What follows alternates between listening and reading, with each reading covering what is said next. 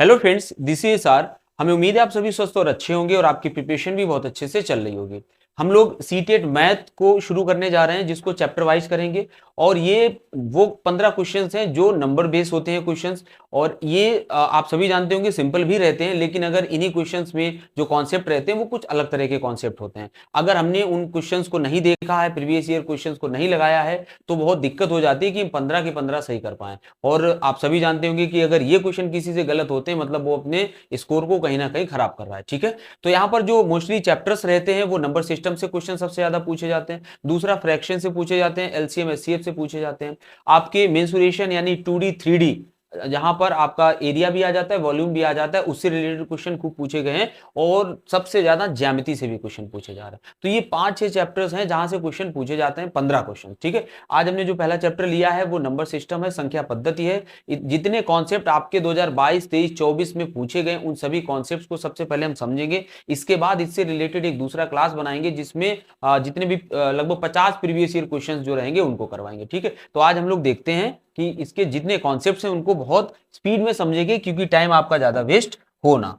तो आज हम लोग क्या क्या देखेंगे, पहले वो देख लीजिए। हम लोग देखेंगे कि संख्याएं क्या होती हैं, संख्याएं क्या होती हैं और उनके प्रकार क्या होते हैं। संख्याएं और उनके प्रकारों को समझेंगे। सबसे ज्यादा जरूरी है कितने फैक्चुअल क्वेश्चन इससे बन जाते हैं। दूसरा, हम स्थानीय मान, जातीय मान, आप सभी इनसे बहुत अच्छे से परिचित होंगे, तो यहाँ ज्यादा टाइम नहीं लगाएंगे हम लोग। आरोही क्रम, अवरोही क्रम भी आप जानते होंगे, तो यहाँ पर भी टाइम नहीं लगेगा हमारा। मेन टाइम लगेगा संख्याएं एवं उनके प्रकार में। ठीक है, पूर्ववर्ती और परवर्ती संख्याएं भी आप जानते होंगे। और विभाज्यता के नियम से संबंधित क्वेश्चन आपके खूब पूछे जा रहे हैं सीटेट के एग्जाम में। ठीक है, तो चलिए शुरू करते हैं। अगर हम बात करें नंबर्स की, तो आप सभी जानते होंगे नंबर्स जो होते हैं वो किस तरह से होते हैं, कितने प्रकार के होते हैं और प्रत्येक प्रकार किस तरह का होता है। ये सब चीजें हम यहाँ पर आपको समझेंगे। बहुत अच्छी से स्लाइड हमने यहाँ पर तैयार की है ताकि आपको समझने में कोई प्रॉब्लम ना हो। अगर बेसिकली केवल हम नंबर्स की बात करें तो नंबर का मतलब क्या होता है ये आपको पता होना चाहिए।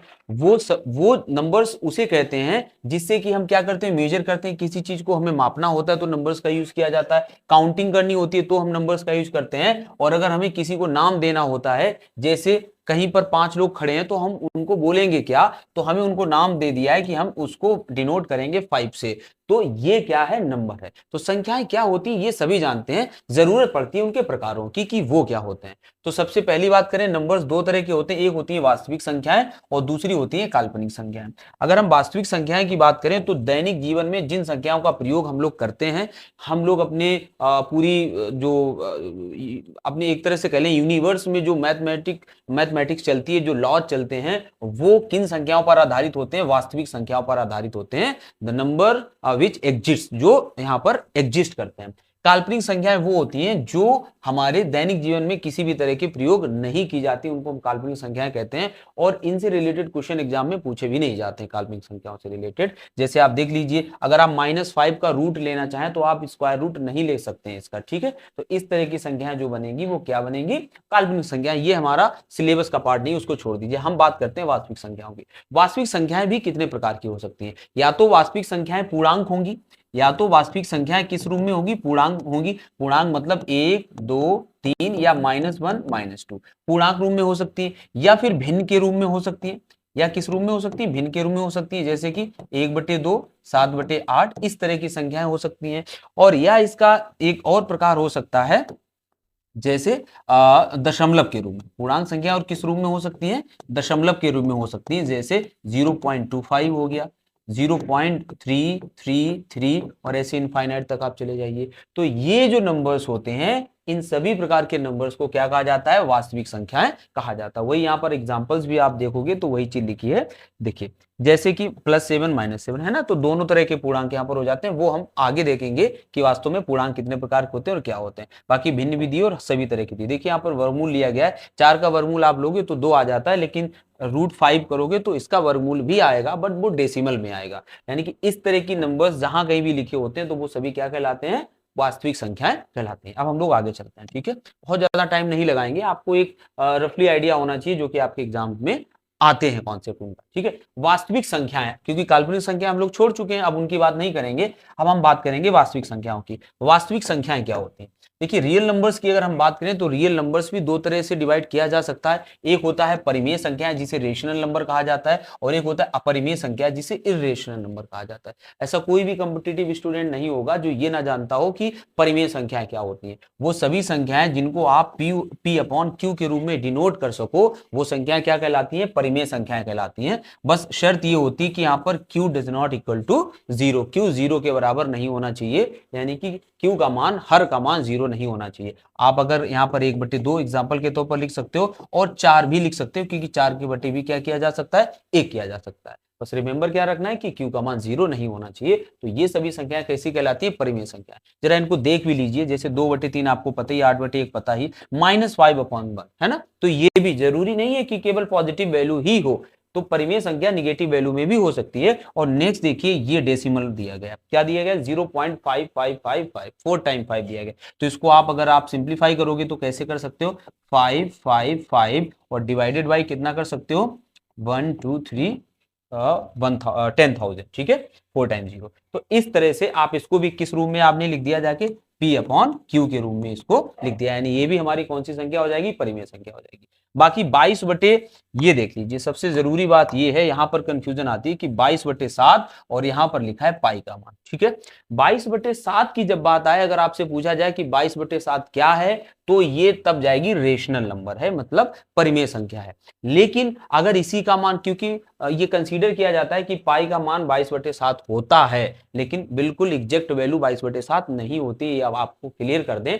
तो जब केवल पाई दिया हो तो वहां पर वो अपरिमेय संख्या होगी, और जब 22/7 मान दिया हो तो वो P अपॉन Q के रूप में, क्योंकि फॉर्म में लिखा है, तो ये क्या हो जाएगा?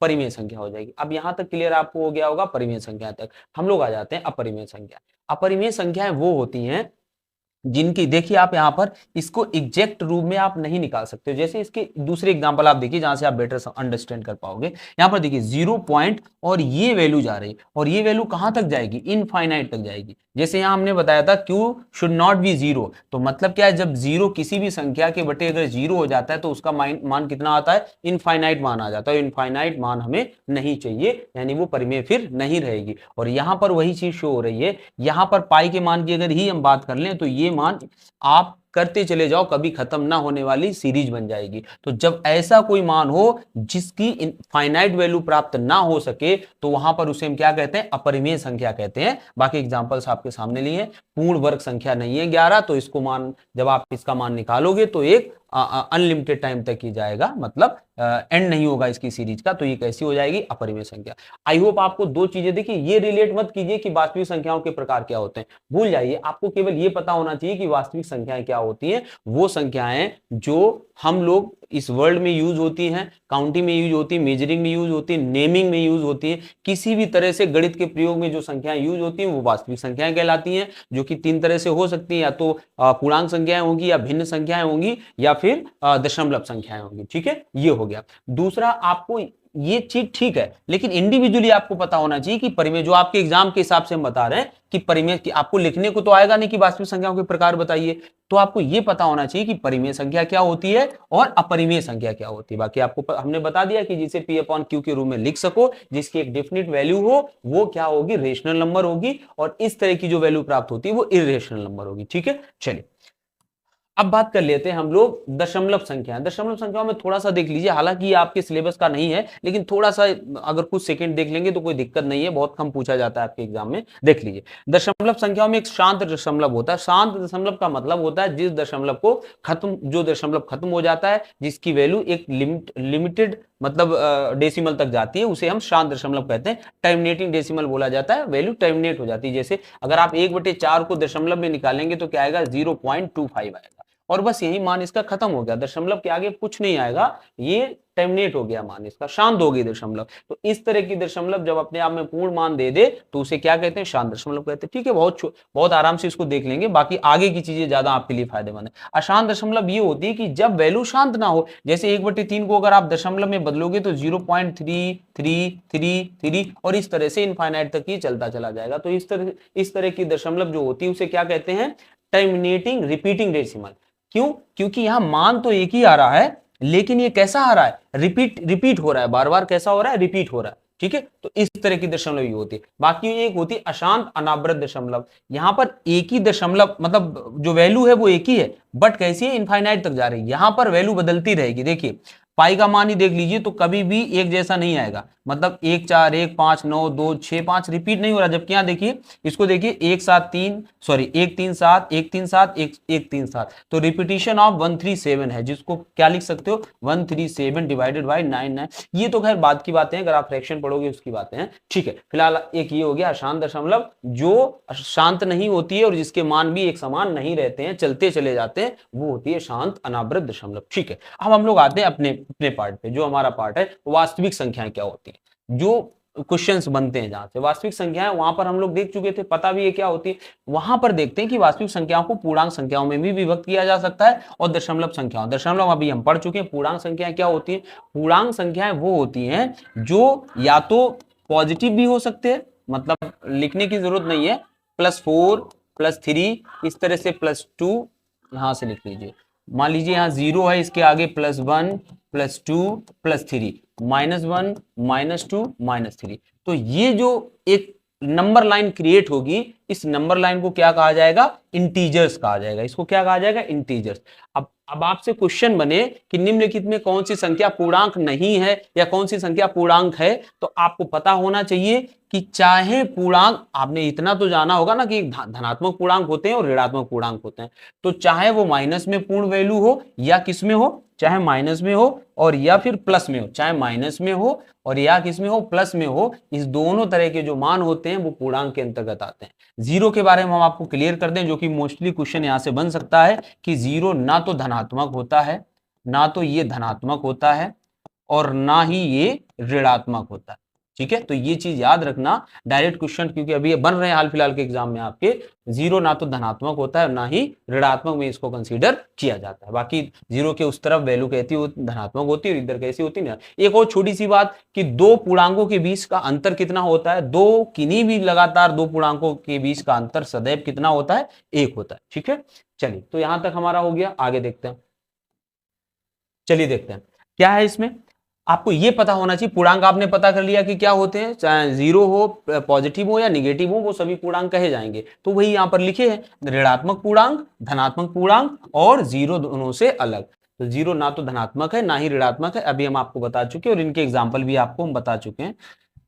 सॉरी, जैसे यहाँ -4 हो गया, -3 हो गया, -2 हो गया, -1 हो गया, 0 हो गया, +1 +2 +3, इस तरह से। तो ये हो गया ना, ये ना धनात्मक है ना ऋणात्मक। आगे देखिए नेक्स्ट क्वेश्चन बनता है पूर्ण संख्या क्या होती है। यहां से भी देखिए ये सभी चीजें जो आपके एग्जाम में बार बार पूछी जाती रही। होल नंबर्स क्या होते हैं? पूर्ण संख्याएं जब हम जीरो को लेके, ये देखिए जब हम जीरो को लेके और प्राकृतिक संख्याओं यानी अनंत तक की संख्याओं को, काउंटिंग नंबर्स को रखते हैं एक साथ, तो इनको क्या कहते हैं? पूर्ण संख्याएं कहते हैं। अच्छा, इससे पहले आप पूर्ण संख्याएं तो बाद में समझिए, पहले प्राकृतिक देख लीजिए जरा, आगे हालांकि आएगा प्राकृतिक संख्या। प्राकृतिक संख्याएं क्या होती है? देखिए प्राकृतिक संख्या प्रकृति में, आप इसको कह सकते हैं कि ट्रिक से समझना, वरना कंफ्यूजन हो जाता है कि क्या पूर्ण संख्याएं हैं क्या प्राकृतिक संख्याएं। तो आप इसको ट्रिक मान सकते हैं, इस दुनिया में जो कुछ भी है, दुनिया में जो कुछ भी एग्जिस्ट करता है, वो कम से कम दुनिया में क्या होगा? एक होगा। एक से नीचे कोई भी चीज होगी ही नहीं, क्योंकि होगी नहीं तो होगी नहीं, लेकिन अगर होगी तो मिनिमम 1 होगी। तो जिस चीज को भी आप गिन सकते हो, वो चीज प्रकृति में उपस्थित अगर कोई चीज है, तभी तो हम उसकी बात कर रहे हैं। जो उपस्थित ही नहीं है उसकी बात भी क्यों करेंगे? तो जिस प्रकृति में उपस्थित जिस भी चीज को आप गिन सकते हो, गिन तो सकते ही हो, तो और गिनती कहां से शुरू होती है? 1 से। तो किसी चीज को गिनना है तो कभी ये नहीं कहते 0 1 2 3, है ना, तो 1 से, तो 1 2 3 4 5, तो इस तरह से जो संख्याएं चलती हैं, यानी 1 से लेके कहां तक? इनफाइनाइट तक, तो इनको क्या कहा जाता है? इनको कहा जाता है प्राकृतिक संख्या। क्लियर हो गया? प्राकृतिक संख्याएं जो नेचर में चीज है उसको हम गिने तो वो हो जाएगी प्राकृतिक संख्याएं, जो कहां से शुरू होती है? 1 से। प्राकृतिक संख्याओं में कुछ कमी है, अब ये चीज आप हमने कहा टिक मान सकते हो, प्राकृतिक संख्याओं में कुछ कमी है, क्योंकि यहां पर कहीं ना कहीं अभी हमें पूर्णता नहीं मिली है, हमें जरूरत और चीज की है, उसके बिना काम बनेगा नहीं, और वो क्या चीज है? जीरो। तो जब प्राकृतिक संख्याओं में जीरो को भी जोड़ दिया जाता है तो 0 प्लस नेचुरल नंबर, जब प्राकृतिक संख्याओं को जोड़ दिया जाता है तो that is called whole number, उसे ही हम पूर्ण संख्याएं कहते हैं। मतलब अब पूर्णता हो गई प्राकृतिक में जब हमने जीरो को जोड़ दिया। तो अगर होल नंबर आ जाए तो क्या होता है, जीरो के साथ प्राकृतिक संख्या है, होल नंबर कहलाता है। अब आ जाइए, पूर्ण संख्याओं को भी दो तरह से यहां पर बात की गई, और आपको फिर से वही हम कहेंगे, आपको ये पता होना चाहिए सम संख्याएं क्या होती हैं और विषम संख्याएं क्या होती हैं। अगर हम सम संख्याओं की बात करें तो वो सभी संख्याएं जो दो से डिवाइड की जा सकती हैं क्या कहलाती हैं, सम संख्याएं कहलाती हैं। और विषम संख्याएं जिनको आप दो से डिवाइड नहीं कर सकते हो, can not be divided by two, that those numbers are called odd numbers, उन्हें हम क्या कहते हैं, विषम संख्याएं कहते हैं। ठीक है, लाइक 1, 3, 5 और 7। तो ये चीज क्लियर हो गई होगी, ये तो आपको बचपन से ही पता है। आगे बढ़ते हैं हम लोग। नेक्स्ट देखिए, प्राकृतिक संख्याएं क्या होता है। अभी हमने आपको बताया, और जो सबसे ज्यादा आपके एग्जाम में पूछे जाते हैं क्वेश्चन, वो अभाज्य संख्याओं से, भाज्य संख्याओं से, सबसे ज्यादा तो अभाज्य से क्वेश्चंस बनते हैं। सबसे मोस्ट इंपॉर्टेंट चीज आपके एग्जाम के लिए है वो है अभाज्य संख्या। ठीक है, तो चलिए देखते हैं। प्राकृतिक संख्या आपने पता कर ली क्या होती है कि एक से लेके, क्योंकि गिनती ही प्रकृति में एक से शुरू होती, तो एक से लेके आगे की संख्याएं क्या कहलाती है, प्राकृतिक संख्याएं कहलाती है, नेचुरल नंबर्स कहलाते हैं। ठीक है, बाकी ये लिखी भी है, और इन सभी को क्या कहते हैं, काउंटिंग नंबर्स कहते हैं। ओके, अब हम बात करते हैं ये किस तरह से दो भागों में बटी होती है। केवल एक से लेके अगर अनंत तक चले जाए तो केवल उनकी एक ही फॉर्म नहीं है, हम उसमें सम भी निकाल लेते हैं, हम उसमें विषम भी निकाल लेते हैं। ये आप जानते हो सम विषम क्या होते हैं, लेकिन ये आपको पता होना चाहिए कि अभाज्य और भाज्य क्या होती है। तो जो संख्याएं, जिन संख्याओं के फैक्टर्स केवल दो होते हैं, एक तो वो स्वयं होती है संख्या, और एक क्या होता है, एक होता है। तो जिन संख्याओं के दो फैक्टर्स होते हैं, एक वो स्वयं संख्या और दूसरा एक, ऐसी संख्याओं को अभाज्य संख्या कहा जाता है, प्राइम नंबर्स कहा जाता है। क्लियर हो गया होगा। जैसे एग्जांपल देखिए, आप चाहे दो को ही देख लीजिए, तो दो को दो से काट सकते हैं, और किससे काट सकते हैं, एक से काट सकते हैं। बाकी दो के अलावा कुछ भी उठा लीजिए, 13 उठा लीजिए, 13 को भी आप 13 से काट सकते हैं, और एक से, इसके अलावा कोई भी ऐसी संख्या नहीं है जिससे आप 13 को काट पाए। आप एक और एग्जाम्पल ले लीजिए, 9 ले लीजिए। 9 को देखिए, एक से काटोगे, 3 से काटोगे और 9 से काटोगे, तो यहां पर कितने हो गए इसके फैक्टर, यहां पर 3 फैक्टर हो गए, यानी 9 हमारी कैसी संख्या नहीं है, अभाज्य संख्या नहीं है। कभी कभी कंफ्यूजन हो जाता है, लोग 9 को समझ लेते हैं ऐसा जल्दी में, क्योंकि उनको ये विषम तो होती है लेकिन अभाज्य नहीं होती है, तो वो एक अलग बात है, हम बाद में देखेंगे। फिलहाल अभाज्य आपको समझ में आ गया, जो दो से कटे, अपने आप से कटे और एक से कटे। अब आ जाते हैं भाज्य संख्याएं। भाज्य संख्याएं वो होती हैं जिनके कम से कम 3 फैक्टर्स होते हैं, एक स्वयं से कटे, एक से कटे और एक किसी और से भी कटे। ऐसी संख्याओं को क्या कहा जाता है, कंपोजिट नंबर्स कहा जाता है।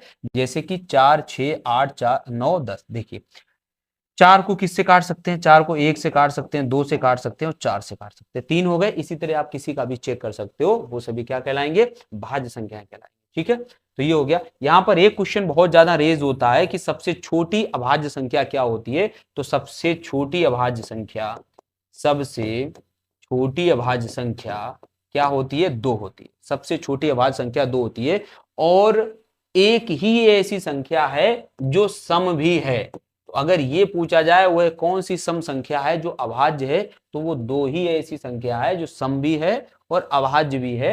ये एग्जांपल हमारा, ये तो डायरेक्ट क्वेश्चन सीधा सीधा पूछ दिया जाता है।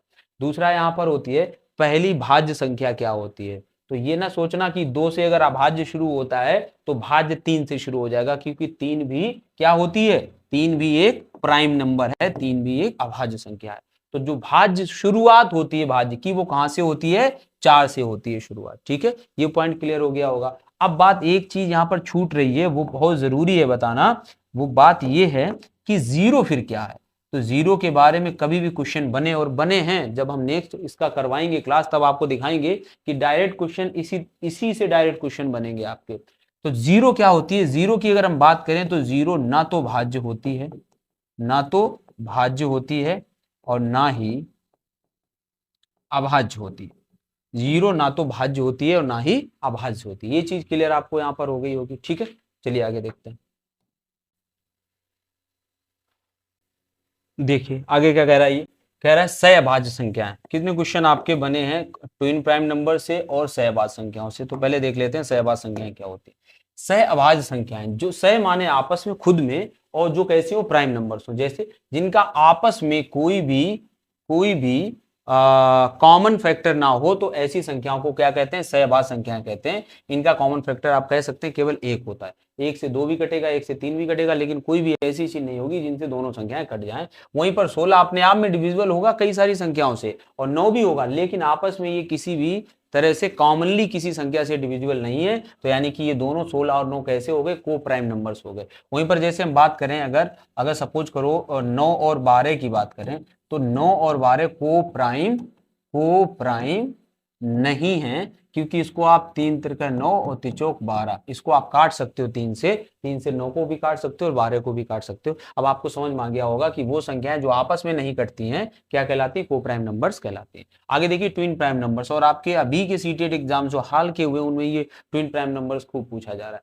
बेभाज्य संख्याएं जिनमें 2 का गैप होता है। देखिए यहाँ पर जोड़ा तो है, लेकिन इनके बीच जो गैप होता है वो कितने का होता है, 2 का गैप होता है। ऐसे प्राइम नंबर्स को क्या कहते हैं, ट्विन प्राइम नंबर्स कहते हैं। ठीक है, आगे देखिए परफेक्ट नंबर क्या होता है। किसी भी संख्या के अगर हम गुणनखंड काटें, जैसे 6 के गुणनखंड ही कटे भी है, जैसे 6 के गुणनखंड, और जो वो संख्या है केवल उसी को छोड़ दें हम, 6 के गुणनखंड में 1 भी होगा, 2 भी होगा, 3 भी होगा और 6 भी होगा, तो केवल हम 6 को छोड़ दें, बाकी संख्याओं का अगर हम बाकी डिजिट्स का अगर हम योग करें और वो इसके बराबर हो जाए, तो ऐसी संख्याओं को क्या कहा जाता है, परफेक्ट नंबर्स कहा जाता है। जैसे 3 2 5 1 6, तो इनका योग 6 के बराबर हो रहा है, तो ये परफेक्ट नंबर है। अगली परफेक्ट नंबर 28 है, इसको आप काट के देखिए, तो इसके भी जब आप केवल 28 को अलग करें, जैसे 1 हो गया, 2 हो गया, 3 होता नहीं, 4 हो गया, 5 होता नहीं, 6 होता नहीं, 7 हो गया, 8 9 10 11 12 13 14 हो गया अगला। ठीक है,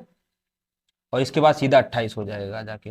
तो यहाँ पर केवल आप 28 को हटा दीजिए, और बाकी की ये जो है इनको अगर आप जोड़ते हैं और इसका मान 28 आ जाता है, तो 28 एक ऐसी संख्या होगी, परफेक्ट नंबर होगा, पूर्ण संख्या होगी। जैसे देख लीजिए आप, 2 1 3 4 3 7 दूनी 14 14 दून 28। ठीक है, तो ये कुछ कॉन्सेप्ट थे जो हमें पता होने चाहिए, हमारे एग्जाम में बार बार पूछे जाते रहे हैं।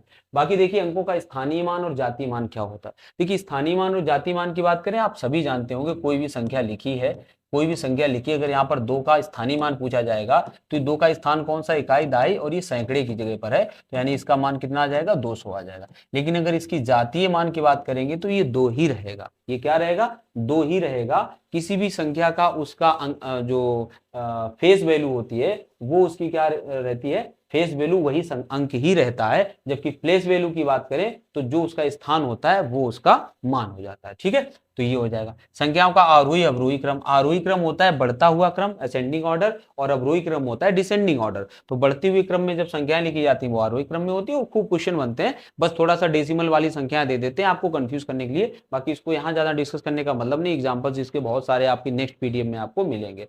पूर्ववर्ती और परवर्ती संख्या, देखिए पूर्ववर्ती संख्या जो किसी संख्या से पहले की संख्या होती है, अगर 100 को ले लें, तो 100 की पूर्ववर्ती संख्या क्या हो जाएगी, 99, और इसकी परवर्ती संख्या क्या हो जाएगी, 101। बस इतना ही बताना यहाँ पर काफी होगा। सक्सेसर होते हैं उसके आगे वाले लोग, और प्रीडेसेसर होते हैं पूर्वज। तो पूर्वज, 100 का पूर्वज हो गया 99, और इसका वंशज हो गया 101। ठीक है, तो यहाँ पर इसको इतनी चर्चा इसके बारे में करेंगे। ठीक है, विभाज्यता के नियम आपके खूब पूछे जा रहे हैं, 2 3 6 11 से संबंधित तो खूब प्रश्न आपके मिलेंगे, तो आप देख सकते हैं प्रीवियस ईयर क्वेश्चंस को। बाकी 2 से विभाज्यता यही कहती है कि उसका जो लास्ट की अंक हो वो कैसा होना चाहिए, सम संख्या होनी चाहिए, लास्ट वाली संख्या सम होनी चाहिए। 1 2 4 6, तो ये सम है, तो ये पक्का ना पक्का किससे कटेगी, 2 से कटेगी। 3 की विभाज्यता ये कहती है कि 4 6 8, अगर ये 3 से 9, एक और लिख दीजिए 9, ये 3 से विभाजित है कि नहीं है, तो इनके अंकों का योगफल देख लेते हैं। 6 4 10 8 18, और 18 9 27, इनके अंकों का योग 27 है, जो कि 9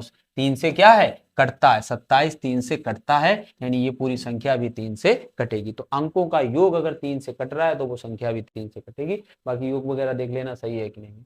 4 से विभाज्यता का नियम होता है, किसी भी संख्या का इकाई और दहाई अंक जो होता है, अगर वो 4 से कट रहा है, तो वो संख्या भी किससे कटेगी, 4 से कटेगी। कुछ भी लिख दीजिए, 5 6 8 9, और इसके अलावा हम लिख देते हैं 3 2, तो 3 2 32 होता है, और 32 4 से कटता है। ठीक है, 32 4 से कटता है, अतः ये पूरी संख्या भी किससे कटेगी, 4 से कटेगी। 5 की विभाज्यता यही कहती है कि लास्ट में या तो 0 हो या तो 5 हो, तो ऐसी कोई भी संख्या जिसके लास्ट में 0 या 5 होता है वो किससे कटती है, 5 से कटती है। आगे देखिए 6 से विभाज्यता, जो संख्याएं 2 व 3 से कटती हैं, 2 से भी कटे और 3 से भी कटे, ऐसी संख्याएं 6 से कटती है, क्योंकि 6 में होते ही क्या है, 2 में गुणे 3, तो दोनों से कटने वाली संख्याएं क्या कहलाती हैं, 6 से।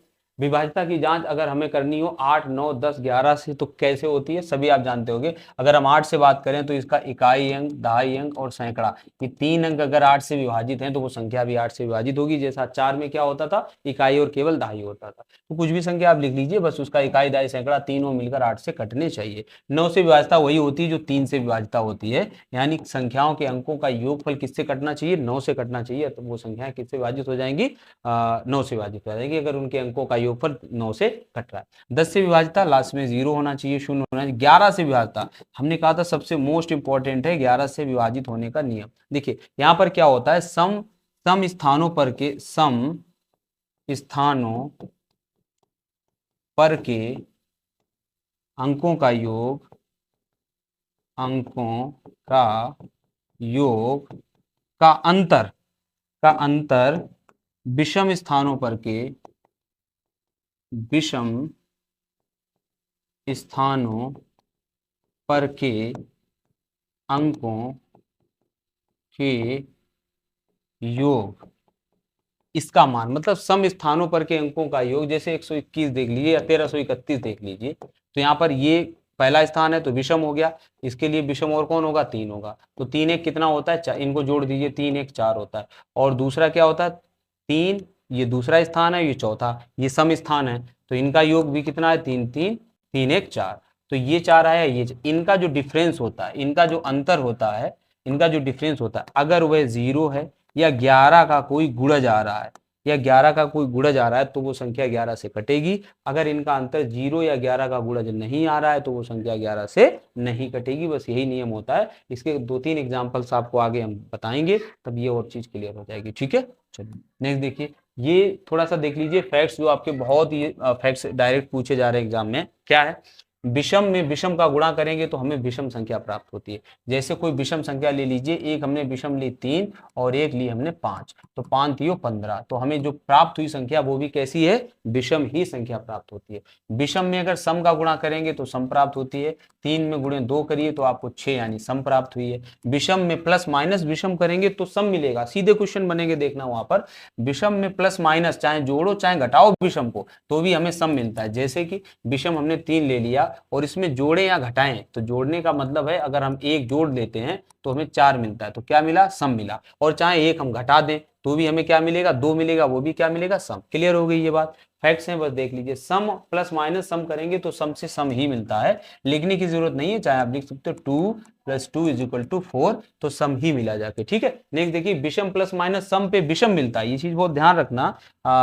ये चीज देखिए यहाँ पर, विषम प्लस माइनस सम पे क्या मिलता है, विषम मिलता है। जैसे विषम हो गई 3 और प्लस माइनस सम तो +2 कर दीजिए तो कितना मिलता है, 5, तो जो अपने आप में क्या है, एक ओड नंबर है। क्लियर हुआ, 0 ना तो पॉजिटिव है ना ही निगेटिव है, हम पहले ही आपको ये चीज बता चुके हैं। 1 ना तो भाज्य है और ना ही अभाज्य है, क्लियर है ये चीज। 2 सबसे छोटी अभाज्य संख्या है, केवल जो केवल सम है, ये भी बात हम आपको बता चुके हैं। केवल 2 ही ऐसी सम संख्या है जो कि कैसी है, अभाज्य है, तो मात्र 2 ही एक अभाज्य संख्या है जो कि सम है। ठीक है, और ये पहली अभाज्य संख्या भी है, सबसे छोटी है। आगे देखिए, 1 से 100 तक की कुल अभाज्य संख्याएं, ये डायरेक्ट क्वेश्चन बन जाता है, तो आपको पता होना चाहिए 1 से 100 तक की जो संख्याएं होती है उसमें कितनी अभाज्य संख्याएं होती हैं, तो 25 अभाज्य संख्याएं होती हैं। आप चाहो तो उनको नोट डाउन भी कर सकते हो, लिख भी सकते हो, 25 आएंगी।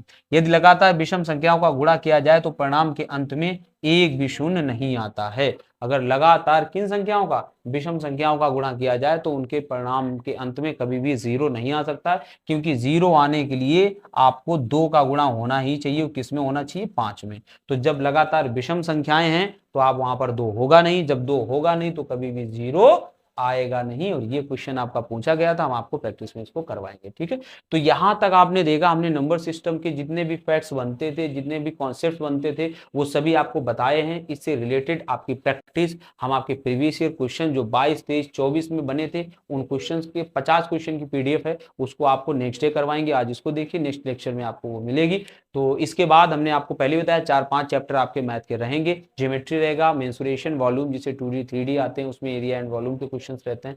फ्रैक्शन के कुछ क्वेश्चंस करवाएंगे जो कि अच्छे टाइप के क्वेश्चंस हैं, बाकी आप कर ही ले जाओगे। सिंप्लीफिकेशन बहुत सिंपल आता है, उसको बहुत ज़्यादा ज़रूरत है नहीं, ठीक है। बाकी एलसीएम एचसीएफ के क्वेश्चन बन जाते हैं, कॉन्सेप्ट बेस्ड क्वेश्चन होते हैं, वो आपको पता होनी चाहिए। तो ये सभी चीज़ें हम आपको टाइम टू टाइम करवाते रहेंगे। टाइम हमारे पास है अभी और एग्ज़ाम थोड़ा सा दूर है, तो चीज़ें चल रही हैं। इंग्लिश भी आपको चैनल पे मिल रही है और सीडीपी भी टॉपिक वाइज मिल रही है, जिसको अच्छा रिस्पांस मिल रहा है। तो आप जुड़िए हमारे चैनल से, लाइक कीजिए, शेयर कीजिए, सब्सक्राइब कीजिए और कमेंट भी कर दिया कीजिए अगर आपको हमारी मेहनत पसंद आती है, कुछ लगता है तो कुछ हमें भी मोटिवेशन मिलता है, ताकि हमें लगे कि हाँ जो हम कर रहे हैं वो बेहतर है या उसमें कुछ सुधार की आवश्यकता है। Thank you for watching.